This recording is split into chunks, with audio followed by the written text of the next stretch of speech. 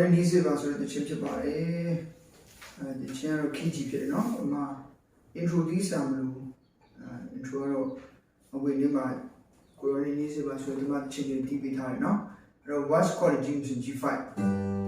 အဲ့တော့ဒါကတော့ကျွန်တော်တို့အခုခေတ်နဲ့လျော်ညီအောင်ကျွန်တော် quality အဆင်ပြေအောင်ပြောင်းပြီးတီးပေးထားတယ်နော်သူ့မူရင်း quality တုံးထားတယ်လို့မူရင်း quality ပုံမှန်လေးထပ်ဖြည့်ပြီးတော့အဲ့လိုပဲကျွန်တော်နည်းနည်းလေးနော်ဟိုအဆင်ပြေမဲ့ key တွေတုံးပေးထားနော် G5 ကြီးနော်ပြီးရင် D4 was ပါဆိုနော်ဒီ E-7 6ကျိုးလောက်ပါနော် C2 B A-7 B D9 ပါနော်6ကျိုး5ကျိုးတက်နော်ပြီးရင်ဆို E-major 7ဒီ၄ကျိုးတက်ရမယ်နော်၄ကျိုးတက်ရမယ် E-major အခုခုမှာ E-major အခု6မှာ E-major major 7အခု5မှာ E-major 7အခု4မှာ E-major 6နော်အဲ့တော့၄ခွက်အဲ့လိုဆိုတော့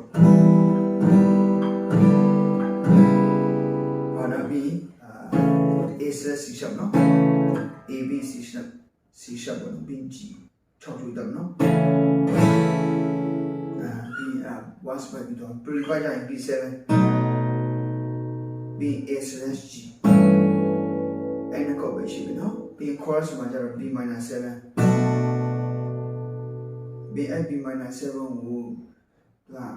off beat the 1 2 3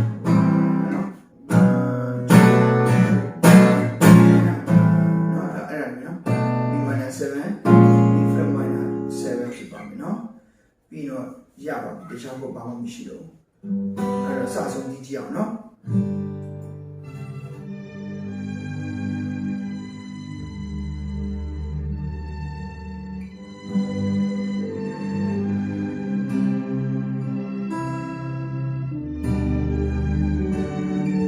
1 2 3 go